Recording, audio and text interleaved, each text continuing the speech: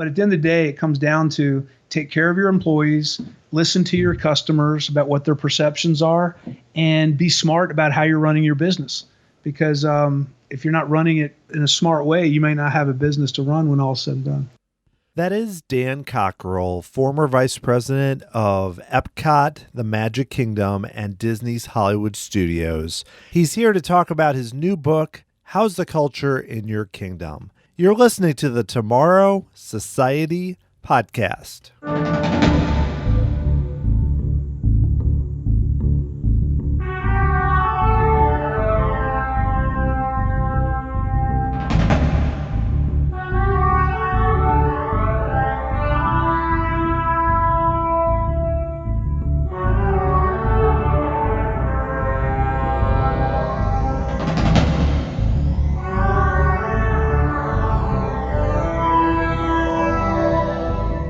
Thanks for joining me here on episode 118 of the Tomorrow Society podcast. I am your host, Dan Heaton. Before I get started on this week's show, I wanted to talk about an announcement that came out after I recorded last week's podcast, and that is that Disney laid off a very large percentage of its workforce, 28,000 employees, many at the parks. And I know that a lot of you were impacted by this. I can judge even by just being on social media, just seeing the really sad and heartfelt messages about people that loved working for Disney. And as somebody who at one point in my life really wanted to work for Disney, I can totally understand those feelings where it's not just about losing a job, and that's part of it, of course, the economic side of it, but also this company that you've invested so much in made tough decisions. And it's a case where, with Disneyland not open and with just such limitations on hotels and parks, but still, that doesn't make it any easier at all. And so what I've been thinking about lately is trying to think of ways that I can help. I know that Carly Wiesel, who was my guest last week, put together a really good list of places that you can donate to that will help cast members, including Cast Member Pantry, Second Harvest Food Bank of Orange County and Central Florida, 2 different places, and Unite Here, 737. There's a lot of resources. I'm going to put links to all of these in the blog post connected to the show and the show notes. All these places are easy to find, and I would definitely suggest that you try to help out. I'm going to do the same. Any great company is only as good as the people that work there. And I think that's definitely the case here, where so many passionate, enthusiastic people worked for Disney and hopefully will do so again, but right now are really struggling in this super difficult time. And I think that does connect to my guest today, who is Dan Cockerell. This was recorded before that announcement, but Dan does answer a question near the end where I asked him, about the challenges with the pandemic and also related to what he experienced when he was at Disney after 9/11. So I thought that response was very interesting about what companies can do, but also the different challenges they have with trying to serve employees and also being a public company and everything else there. Dan has a new book, How's the Culture in Your Kingdom, which I found really interesting. It's a lot of tips about ways that you can either become a better leader or just improve life, how you work, everything there. And he incorporates a lot of stories from his time at Disney that I found interesting, and some are very entertaining. And he talks through some of those, including some of the more unpredictable, crazier moments that he experienced from his time at Disney. So I hope you enjoy that show. And I also wanted to mention that I am still going to do my listener Q&A show. Right now I'm shooting for mid-November, and I would love to include your questions. So send them to me, dan@tomorrowsociety.com, or through social media, Twitter, Facebook, wherever. They can be about almost any topic. It can be about the latest news, about the podcast, certain guests, what I think about the parks, favorite attractions, a variety of things. I've already gotten some great questions, including one about what I see happening with theme parks and Disney in the future. And I'm really looking forward to answering those and just want to add some more. So if you submit a question or comment, there's a really good chance I'm going to answer it on the podcast. So I originally talked to Dan a few years ago after he left Disney about his background. And this sort of continues to the next steps about what he's doing now and then him writing the book. And I really appreciate the time that Dan took to talk with me. And I think it was a really fun conversation. So let's get right to it. Here is Dan Cockerell.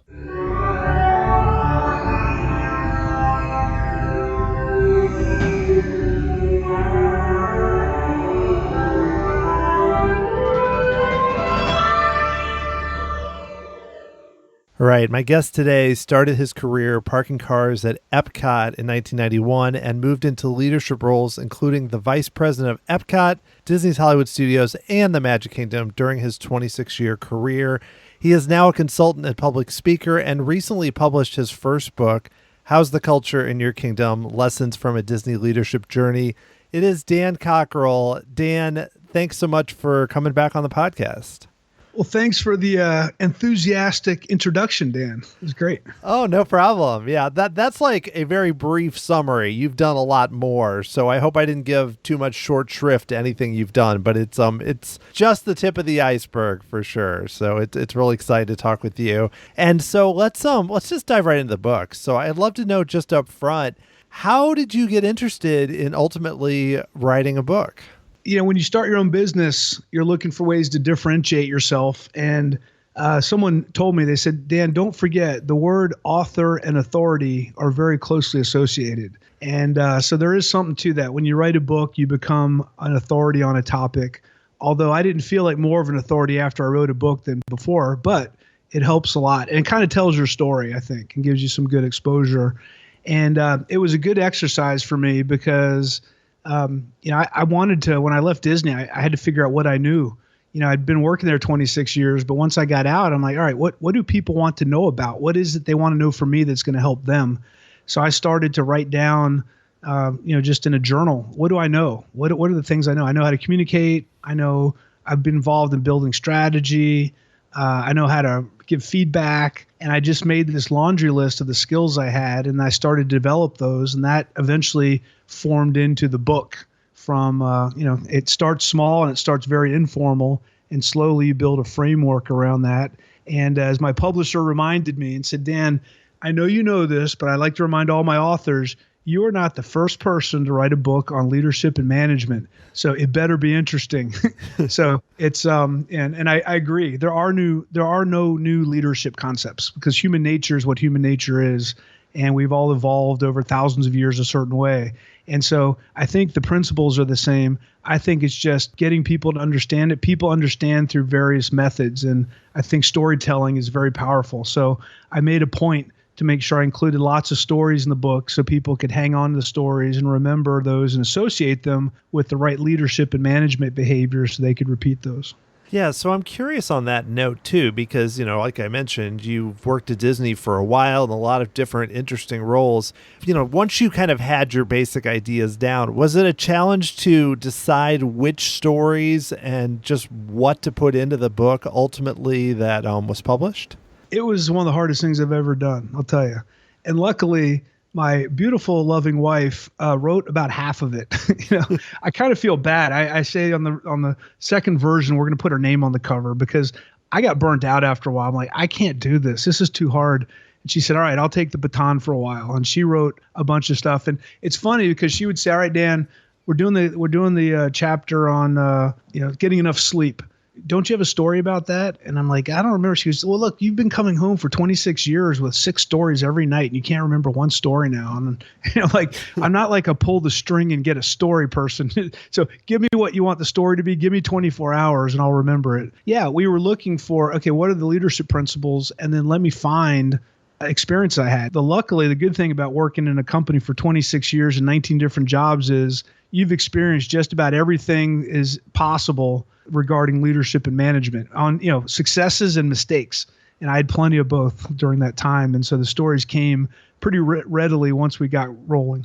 Totally. Yeah. And I'm sure there was plenty to cover, but yeah, I mean, when you're in the thick of it, I'm sure it's like you're just trying to do every day and deal with every kind of crazy thing that happens and aren't thinking at the time, let me write that down for a book that I'm going to do 10 years from now or something like that. So, Yep. yeah. So on a related note, I'm curious, your dad, Lee Cockerell, has written multiple books about customer service and leadership. So did Lee give you any good advice while you were writing this book about how to kind of put it together? Well, he had the same advice I got from a couple other people. And he said, you know how you write a book? You sit down and you write the book, because he is a very disciplined man. And the books he's written, I think he dedicates a month, and he writes them in a month. And he just spends 2 or 3 hours every day and just hammers away at it. And it's funny, the first year, the publisher said, you need about 55,000 words for us to be able to edit. That's about a 220-page book. In the first year, I wrote 10,000 words. And that's where I really got stalled. I'm like, oh man, I'm just failing here. And then we went to France for 6 weeks. My wife's from France, and we went to visit her family. And I wrote the rest of the book in 6 weeks. And it was getting up every morning at 6 in the morning and either hanging out in the kitchen or going to a local cafe and sitting there on my laptop and just hammering out whatever I was going to write that day. Some days I'd come up with the title of the next chapter, and some days I'd be there and write 2,000 words.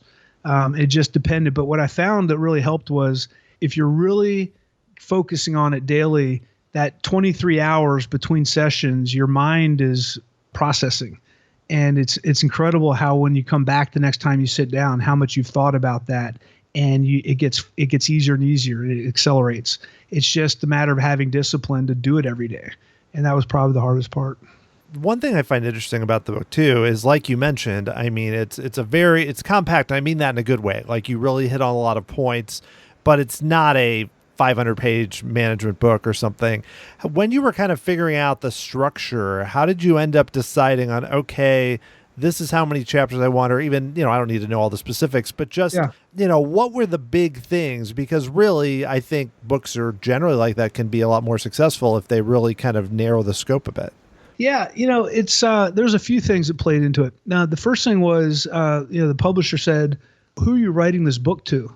And of course, I said, "Well, I'm writing to everyone. I want everyone to buy the book." And they said, "Yes, we understand that, but who is it for? You need to have someone who you're thinking about." And I was just thinking about a 20 or 30-year-old manager who maybe just got their first leadership role, or maybe they've had a leadership role and they're getting into a bigger leadership role. And because that's where I see it really. That's a difficult transition to make, is going from performing on your own to leading a team of people. Because once you lead a team of people, it's really not about you anymore. Good leaders know that. They know that it's not about their performance anymore. It's about them enabling the performance of their team that defines their success. And that's counterintuitive, because we all have egos. When you get promoted, you're supposed to become more important. And the way I look at it is, when you get promoted, you become less important. Your team is more important. And it's a different way to think about it. So that was the first thing. I wanted someone who moved into a leadership role and was wondering how they're supposed to spend their time now that they have a team to do things for them and delegate to. And where do they spend their time? Are they supposed to do the things they did before? Or are they supposed to do nothing? Or are they supposed to get involved? And how much should they get involved? And is getting too involved micromanaging? And I wanted to share my personal experiences. And once again, the failures and the successes of what I learned along the way. And what I've learned is you can't just write a book and hope someone reads it and now they've got 26 years of experience. But hopefully they'll have some takeaways and they'll say, I remember that story Dan talked about when he made that decision. This is how it ended up. Maybe I'm going to prepare a little more this time so I don't make the same mistake. And so that's how I thought about it. When I wrote down, all the stuff I thought about in my life, I was like, you know what? The times I've been happiest in my life, I've felt good about myself. I've had a good relationship with my family, my kids, my wife, my parents, and at work, I've been able to do a good job getting work done. And so I really wanted to define those things, because people talk about compartmentalizing their lives. I got work and I have home, and they're different, and I don't want them to overlap. And I'm not going to tell you what's the right thing to do or isn't, but I'm a big fan of integration. Everything should be integrated. Your personal life, your work life.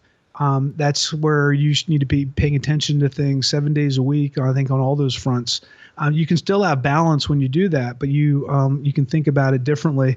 So when I wrote the book, I just said, okay, I know the times that I was the best me were the times I was healthy, I was getting enough sleep, I was exercising, I was organized and getting things done.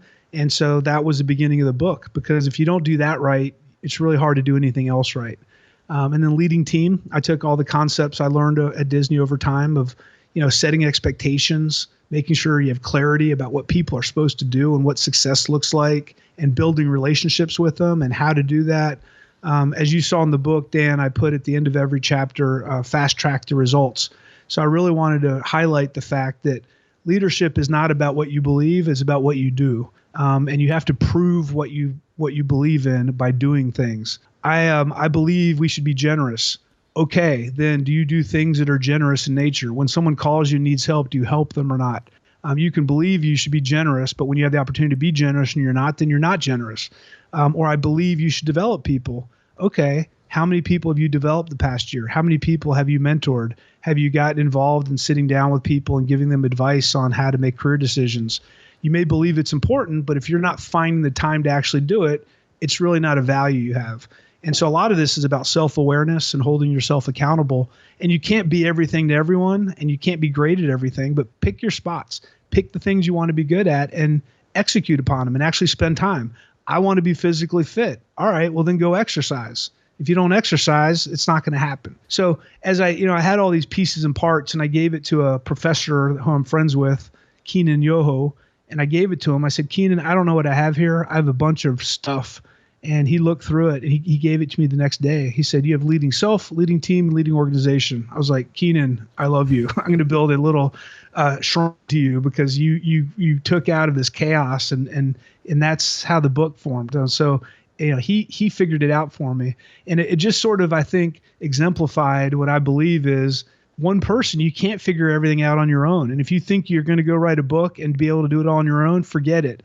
And a lot of times sharing the ride with other people, they're going to give you comments and insights and points of view that you don't even know about. And that comes to your personal life. It comes to work. At work, I had to rely on lots of people to give me advice on decisions I should be making, because that job was too big and too complex for me to have enough experience or knowledge. And so I had to get rid of my ego and decide I was not there to be the know-it-all. I was there to facilitate decisions and make sure I brought in experts. And that's, once again, I think great leaders are able to do that. Totally, yeah. And I think you bring up a good point, especially in today's world with the mental and physical fitness and how important that is to just be able to do good work. And it really comes out in the book. And I'm curious too, you mentioned that being a leader and not wanting to, having to have your team, rely on your team and everything. Because, I could think of it too, like you mentioned in the book, there's examples where you just want to jump in and be the hero and kind of take charge. How do you kind of pull yourself back, or what, to that 30-year-old manager, how do you tell them, let's say they were a star performer who, was a great player on the team and now has to be the leader. How do you stop yourself from doing that? Yeah, well, it takes discipline, and there's times where you don't do it well. I got times where I was nervous, or maybe I didn't have confidence in the team. I would get involved, and sometimes that was a good thing, and sometimes that wasn't a good thing, depending on what the situation was. But I think, first of all, you have to start with a logical look at how things work. And what I realized, at the Magic Kingdom, we do a survey every couple years, and the management survey would come out, and basically your team got to rate you as a leader and tell you if they'd work for you again, and anonymously. And a lot of leaders wanted to see that and see what their direct reports thought about them. And I used to look at it too. I'm like, yeah, let's see what my managers think about me. And what I concluded later was, you know what? I'm interested in that, but really what I'm responsible for is what the 12,000 employees at Magic Kingdom think about their leaders. Because if my leadership and the way I'm doing my job and where I'm focusing is not impacting the frontline employees' ability to deliver a magical experience to guests, and they don't have the tools or the training, then I'm not doing my job. And so it didn't really matter how good I was doing my job. If that wasn't translating all the way to where the moment of truth happened between the guest and the cast member, then I was failing. And you have to look at that from a logical perspective and get it, kind of remember that. And then when you get in those tough situations, you have to, fall back and go, look, trust the system. Trust that your people know what they're doing, and trust that you've given them enough feedback to make the right decisions along the way, because it's physically and mentally impossible to get involved in every decision. And if you try to do that, you start to sort of emit this feeling you don't trust your people, you don't think they can do their job. They start to doubt themselves, and it's just sort of a self-fulfilling prophecy that things go south. So I think you need to get out there and challenge your people constantly, but also challenge them, but let them know you care about them and that you really support them and you want them to grow and you want them to make decisions. And when they make a mistake, you're going to have a conversation with them, but it's not going to be the end of the world. And you're going to say, look, you make a lot of great decisions. This is one bad decision. Learn from it, move on, and let's move on. And I think a lot of times we don't give people the benefit of the doubt, and we focus a lot on the one decision out of 99 they make that wasn't the right one, and we forget to congratulate them on all the great stuff they're doing constantly that builds their confidence and builds their ability to get better. Totally. Yeah, that's a great point, especially just given when you're working at an organization like Disney that's just so complicated. Well, I want to make sure I asked you about some of the stories that you ended up putting in the book from your time at Disney, just given the focus of the podcast. But I know you mentioned up front just that, you didn't remember as many as you might have thought. But ultimately, when you had time to kind of think it over and come up with them, what kind of led to the ones you ended up picking? Like, was that a challenge? And what made you choose the examples you had? Well, I think the main point was I wanted the stories to associate with the concept of that chapter. So it aligned nicely.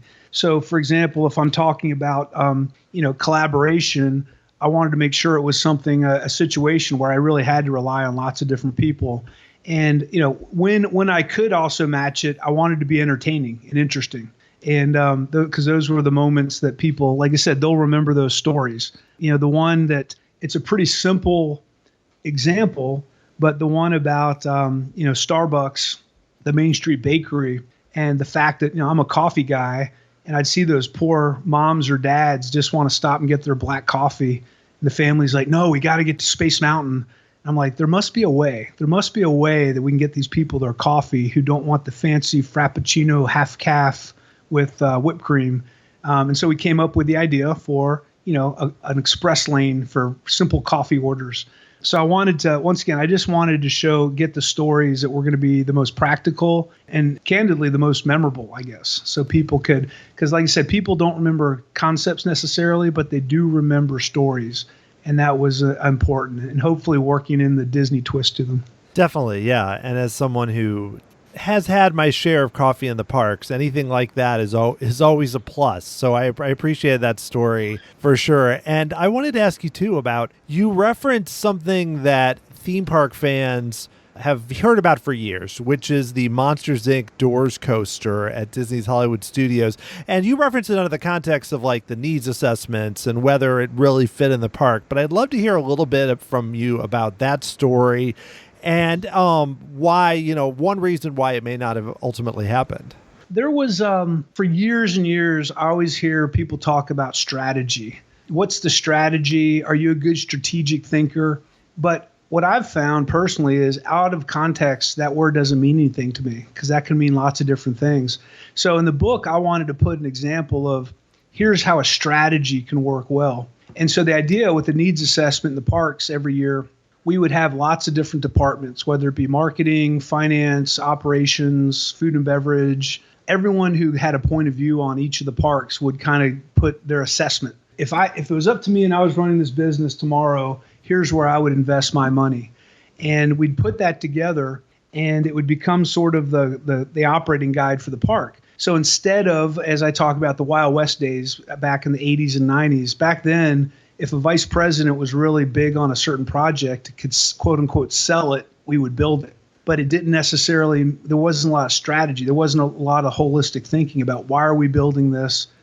Because really, when you build stuff like that, you're not building it for the people who are building it, you're building it for your consumers. And so the needs assessment got everyone on the same page. It was very helpful because when the door coaster idea came, and John Lasseter, who was our chief creative officer of the company at the time, he was a super creative guy, as everyone knows, running Pixar. And he had this idea for this door coaster. And when he went to his people, they're all like, well, heck yeah, let's build this thing. And, it's hard to say no to the chief creative officer, but I didn't have to say no to him. I just had to present the needs assessment that we had all agreed upon the year before. And I said, I just want to remind everybody, we don't need a coaster at Disney's Hollywood Studios. We need more family attractions. Right now, we only have Toy Story Mania and the Great Movie Ride, which are attractions. And a lot of kids aren't really that excited about John Wayne and Humphrey Bogart. And we have shows. And then all the other attractions we have are height, 44, 48 inches, and families can't ride together. So I just want to remind everyone, that's what we all agreed we're going to build. If we're going to build anything, we need more family attractions. We don't need more thrill attractions. And, for that team, it was interesting because you'd think it was the first time they ever heard that because they were so excited about the Doors coaster. But at the end of the day, they agreed. They said, you're right. If we build this thing, it's not going to help the park out anymore. We're not going to get more families to visit, which we're trying to get happen. And so that's the value of having a strategy. A strategy makes sure you don't get, you're always going to have people's personal opinions, but you want a good, objective way to think about how you're adding value to your business. And that's what the needs assessment did. Totally, yeah, because I could think of it just as a fan, and I'm like, oh, that would be amazing. But sure.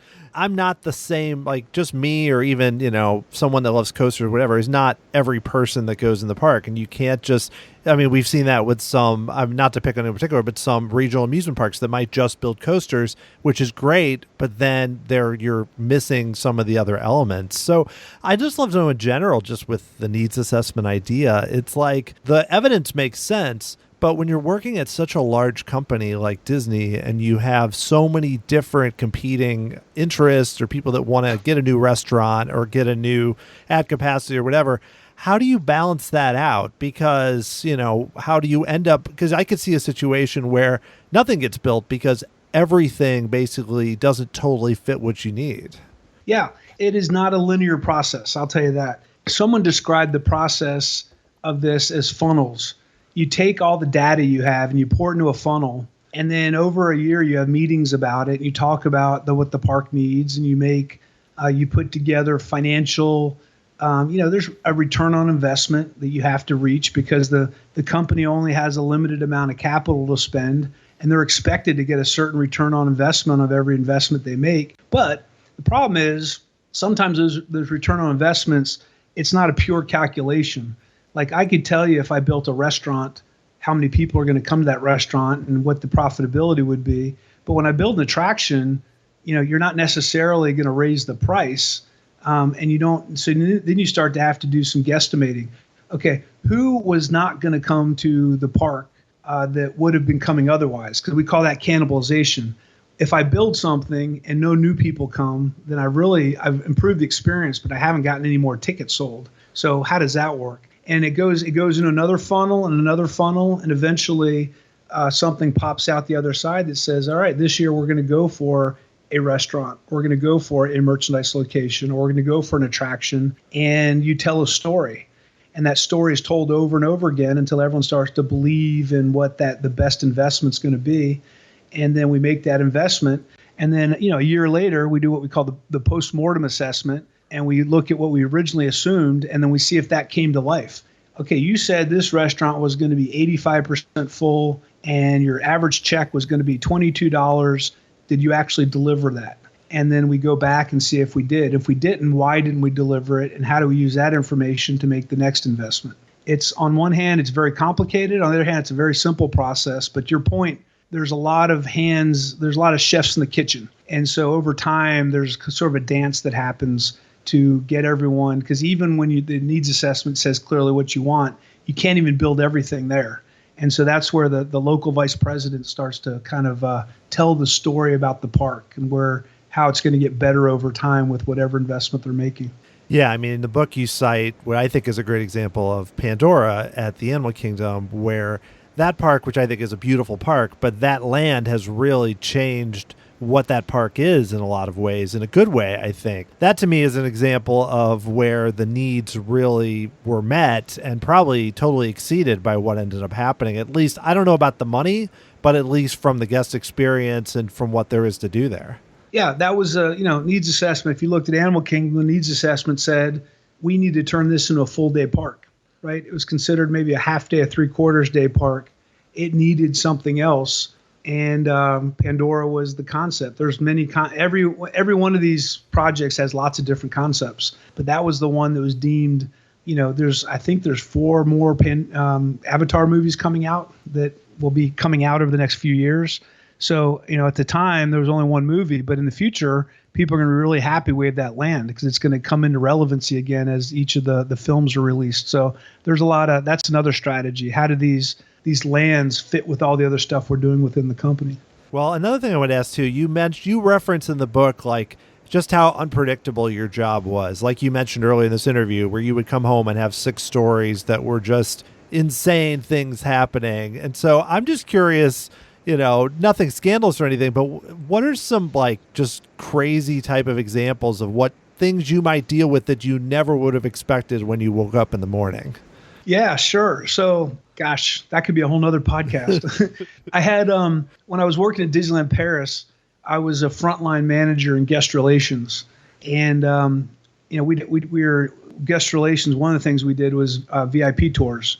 And I got a call one morning early. I was closing that night, but I got a call early, and they told me that a VIP was coming and could I come in. And so my wife and I, actually, I'm not sure if we were married at the time, but it was the 2 of us and her friend Alessandra, who's Italian. And the 3 of us shared this house. So I was used to have fun because they said, "Who is it? Who's coming?" I'm like, "Sorry, it's confidential. I can't tell anybody." And they just were so mad at me. So I showed up in the park, and I drove, and it was the president at the time of Walt Disney World, and Michael Douglas was visiting. Wow. And he wanted to see Frontierland because Frontierland at Disneyland Paris is really cool. Yeah. And so we took him back there before the park opened, and he saw the land, and we got back to the hotel, and I got home that night. I was telling Ballard and Alessandra the story.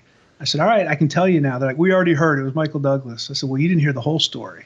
They said, "Well, what's the whole story?" I said, "Well, he didn't say anything to me. We did the tour. I drove him back, and he got out of the car, and he walked past the window, and he got about 6 feet from the car, and he turned around, and he came back, and I lowered the window, and he said, 'Hey, I'm Michael Douglas.' I said, 'Hi, I'm Dan Cockerell.' And he said, 'Have you ever thought about being in the movie business?' And I said, 'No.' And they said, 'No way, that didn't happen.' I said, everything I said happened except the last part. I never talked to him." So that was a fun day. Resorts was a crazy world. Back when, I think you remember after 9/11, we had all that stuff with the anthrax scares, right?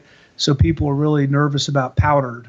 We got rid of like all the powdered sugar in the parks because someone was mailing anthrax to Congress people.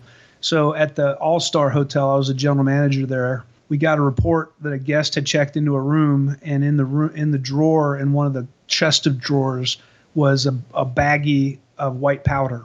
And so they left the room, and then of course there's a lacrosse team upstairs, and they see these guys in moon suits showing up. So they call their parents. Now the parents call Channel 9 because who else are you going to call? So also there's a helicopter at the hotel, and this all happened the space like 45 minutes. And the local sheriff's department didn't have the right testing material, but someone knew the FBI who was having a convention in Tampa. So they drove over in these unmarked SUVs, and they had cooler moon suits, and they went into the room, and they came back out, and they came back 15 minutes later and said, "We tested it's Tide detergent." And I said, "You mean it's detergent?" They said, "No, it's Tide. We have a computer that can identify like 500,000 different materials. It's Tide." We were within 30 minutes of like evacuating the hotel, a major national news story, and we missed that just by 30 minutes. We got lucky. We had another group of cheerleaders were staying at the hotel, and I got a call one morning from my boss that a helicopter had just landed in the parking lot at the All-Star, and he was a very dry sense of humor. He says, "Can you check that out and let me know?" I'm like, "Yes, I can." So it turns out one of the cheerleaders were staying in the room. 4 of them were in there. One of the cheerleaders woke up in the morning and looked on the floor, and there was a guy sleeping there. The door was locked, and they didn't know how he got in. She called 911. The police showed up. The SWAT team showed up, and it turns out she had twisted her ankle in competition, and they gave her a little bit of a heavy painkiller, and she was hallucinating. It was a duffel bag. So once again, things ramp up pretty fast at Disney, and so you have to figure out what's really going on. And one of my favorite ones I didn't handle, but we got the report that a lady showed up with a stroller at the Animal Kingdom. I don't know if I put that in the book. And there was sort of a blanket over the stroller, and the cast member, I don't know if the blanket fell off or they heard something, opened it, and in the stroller were 3 monkeys dressed up like clowns. And the lady claimed they were her comfort animals. And we said, sorry, the monkeys can't come in. So she left. But yeah, I mean, every day, this is probably, every day the park's open, you can come up with a story that's just crazier than the next. Well, yeah, with that many people staying at the resorts or going to the parks, even just a few every day, my goodness, those are all great. Thank you, Dan, for those. Yeah. I'm gonna schedule another podcast just for us to talk through crazy stories. It's there you go. The calendar. All right. Well, I want to ask one more thing, which is you reference in terms of your stories at Disney, you reference My Magic Plus, and of course Magic Bands, which now have become such a part of just Walt Disney World, but at the time were very new. And I'm curious, just as an example. I mean, you talk about how you balance the needs of guests, the cast, and making something work. Because with any that or Magical Express or whatnot, is there a way to do that where you can actually have everyone have a good experience? And if so, like, how do you do that with something like the Magic Bands? Yeah, we, there's something we talk about at Disney, the 3-legged stool. And to run a great business, you have to make sure that your employees have a great experience. You have to make sure that your customers, your guests have a great experience, and you have to make sure you're making money. And at Disney, we have to do all three. And I put some of this in the book, was when you're managing change like that, what we've learned over time is, first of all, be very clear with people why you're doing it. Because if you don't explain the why, people they don't connect all the dots. And they may say, well, why would you mess with Walt Disney, what he was doing? Why would you change it? And we had to be very clear and communicate to everyone, we are not changing Walt Disney's vision. In fact, we're just using technology to make it better. But safety, courtesy, show, and efficiency are still our standards. We are still here to make sure people have the best vacation possible. We are still here to make emotional connections with them. And we just want to provide more tools to make you better at your jobs and make sure the guest has a better vacation. So that's a big one. Another thing we've learned is get people involved, as many people involved as soon as possible in these projects. Because what I see a lot of companies do, the management team, the executive team sits in a boardroom for a year, comes up with this great plan. They come out on one day and they say, ta-da, here's what we're doing. Everyone doesn't know why they're doing it. They've never heard of it. They try to roll it out. They're unsuccessful because people don't have skin in the game. They haven't been involved in the conversation. They haven't helped design it. They haven't been able to give input. And so when you don't have ownership of something, it's easy to not support it. But if you get people involved up front and you tell them you want their opinion and you want to hear their point of view and talk about how things are going to change and get them involved, people are much more likely to sustain it and help out when it's not going right because they believe in it, because people like to be involved in things. That was a huge thing we learned over time. So we were very focused on getting feedback from our cast members constantly. Does this work? Does this work well? Does this not work? What is the guest saying? And we made lots of changes along the way because the cast members said, look, this is too complicated. You have to simplify this. This doesn't work in the field. Also, the guests, do you like this? Is this better or not? There's some things we put in place sometimes we think is going to make the guest's experience better, and it actually is worse. And the only person who can tell us that is the guests, because they're the ones who are judging their experience. It's not up to us to explain why they're wrong, right? We just got to listen to them and make it right. And then lastly, as you said, it's got to work. These big technology projects are known for not working and not working properly and failing because they're so complicated.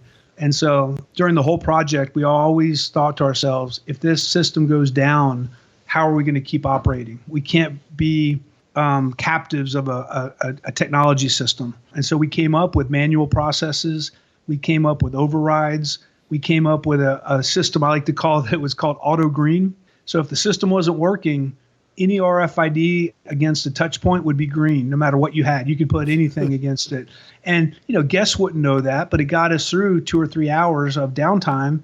And sometimes you just fake it, and it's like no one even knew you were down. So you have to think more broadly, because I think we like to make things complicated. Making things simple is hard, because things have to be designed elegantly to be able to keep them simple. It's easy to make things complicated.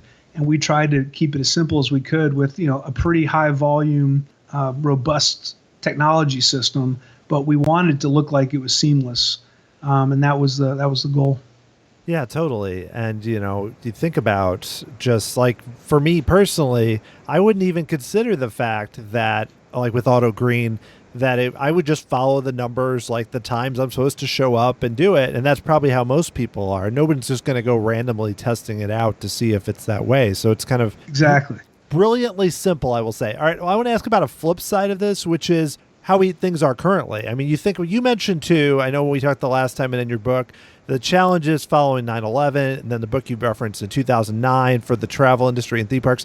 Well, right now, we are in the middle of a pandemic with COVID, and I know you don't work at Disney, but I'm curious, just from your past experiences, like with 9/11 and others, I mean, what did you learn there that you think might be valuable for Disney or other companies when they're dealing with something unforeseen like a pandemic?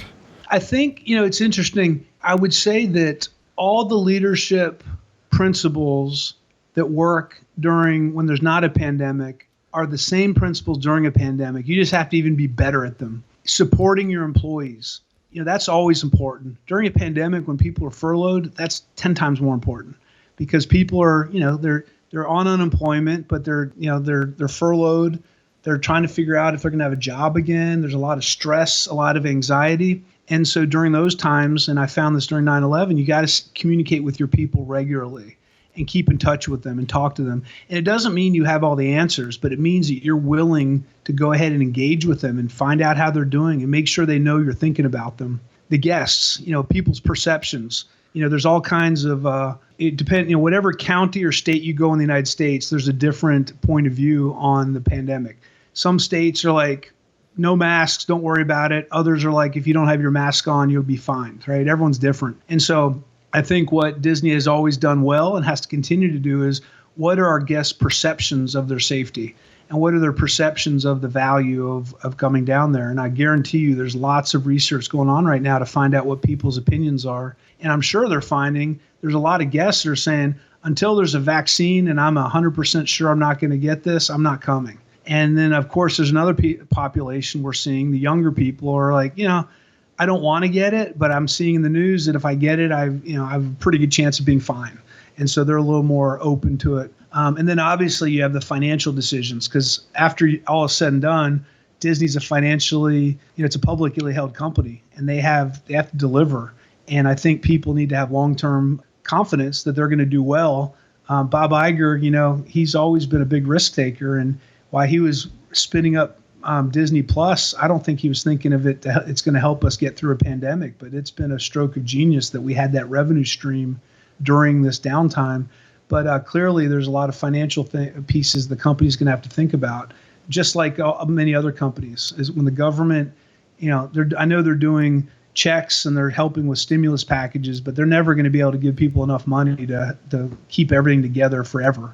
And so I think there's going to be a lot of companies are going to have to make tough economic decisions moving forward.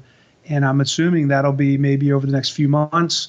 The election's coming up, a lot's going to change there. And then 2021, people's, I think, point of view is going to change on what risks they're willing to take. So there's a lot of moving parts here. But at the end of the day, it comes down to take care of your employees, listen to your customers about what their perceptions are, and be smart about how you're running your business.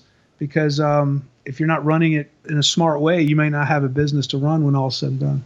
Yeah, I think that's a great answer. Just to show how many different elements there are right now going on with, not just with Disney, but with all companies. Well, I want to close this out, just ask about a few things that I know you've been doing beyond the book.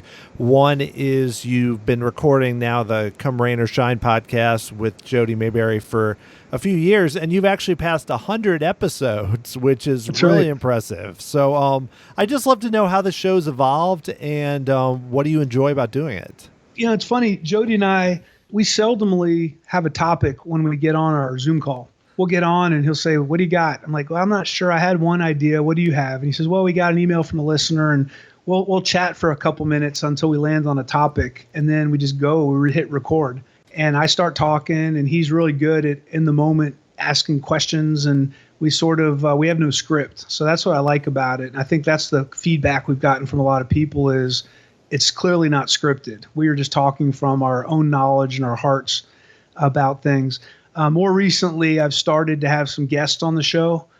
For many, many months when we first started it, I didn't have guests, and I'm starting to be really interested to hear people's stories. And so if I find someone that I think has an interesting angle to add, or maybe a new book coming out or another point of view, I've been adding guests along the way, and I get to play the Jody role, and that's been fun. It's fun to interview people and lead those conversations.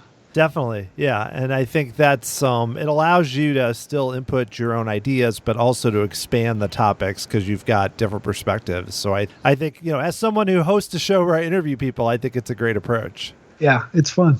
Okay, great. Well, basically, I just wanted to ask you too. Now you've published your book, you're doing your business, which, speaking and doing so many other things. I mean, what's next for you, or what are you currently working on right now? Yeah, well, on a personal note, we just sold our house. So we are in the process of packing and decluttering and minimizing, getting rid of a lot of stuff. And we're going to sell our house in Orlando. And then early in the new year, we're going to move to Colorado. We're going to rent something in the Boulder area. And once we get out there, we'll decide if we want to buy or rent or what we're going to do. So we are nomads, and at least we'll be homeless for the next 3 months. As I told someone today, I said, the 52% of kids in the United States and myself are all living with our parents. So I'm moving back in with my parents, and my wife's going to go visit her mom in France for 6 weeks. So Tristan and my son and I are going to move in with my parents and be there and hopefully be taken care of. And then we are, Valor and I, we just finished creating an undergrad management course. We've been talking to a lot of people about the whole remote teaching thing, and we came up with a turnkey 13-week course with reading quizzes and a midterm exam, a final exam, case studies. I've done a lot of videos for the course, and we're trying to maybe disrupt education a little bit and give some universities a different way to teach. And the textbook is How's the Culture in Your Kingdom? And then we're looking forward to, hopefully, as things start to loosen up and maybe a vaccine comes, start traveling again. Valor and I have done some work in Croatia. We were in Peru in February working for a train company. And that's some of the best experiences we have, working internationally with these companies and helping them think about leadership and customer service. Well, yeah, that sounds excellent. And I know I've seen some videos where you're giving speeches around the world, and it seems like it's a really good fit. And so last question, just if people want to pick up a copy of your book or follow anything you're doing, where should they go online? Yeah, so you can go to cockerellconsulting.com. Everything we do is on there. My wife built the site, and it's beautiful. My book's on Amazon or wherever you buy books, and you can find it on Kindle and paperback. And the audio should be coming out hopefully by the end of the September. We've recorded it. I did the introduction and the to the book and the intro to each chapter, and then Jody did all the reading of all the chapters. So the audio version hopefully should be hitting in the next few weeks. And then Come Rain or Shine is on iTunes. And I still send out my article of the week, which is free every Friday morning, and you can sign up there on cockerellconsulting.com. Well, awesome. Well, Dan, I thought the book was great, and this has been really fun to talk with you. So thanks for coming back on the podcast. Well, thanks for having me, and I'll see you. Maybe I'll talk to you again in 6-12 months from now. If you like this episode and want to hear Dan's story more, episode 59 of the Tomorrow Society podcast, you can find that in interviews with a lot more people that have worked behind the scenes at tomorrowsociety.com/podcasts with an S at the end. I want to give a thanks to the latest review I got on Apple Podcasts from D. Epcot. Thanks so much for the kind words. It makes a huge difference. If any of you want to subscribe to the show or say some nice things, hopefully, you can go to tomorrowsociety.com/subscribe. Also wanted to mention this is a listener-supported podcast. There's currently no sponsors or ads. A way you can help out is by becoming an official member through Patreon. Go to tomorrowsociety.com/member and you can find out about some cool perks you get for helping out the show. If you'd like to get a hold of me, email me at dan@tomorrowsociety.com. Follow me on Twitter, TomorrowSOC, Facebook or Instagram at Tomorrow Society, and And of course on YouTube, tomorrowsociety.com/YouTube. We've been posting some really cool videos from early trips in the 80s. The Tomorrow Society podcast is hosted, produced, and edited by Dan Heaton. The music was written by Adam Hookey, performed by the Sophisticated Babies. Next time, I'll be talking with Ben Lancaster, the director of the further adventures of Walt's Frozen Head and the creator of the Prototype World of Tomorrow audio drama podcast. It's going to be really fun to talk with Ben. Be safe out there. Take care of yourself. Wear your masks. I will talk to you again very soon.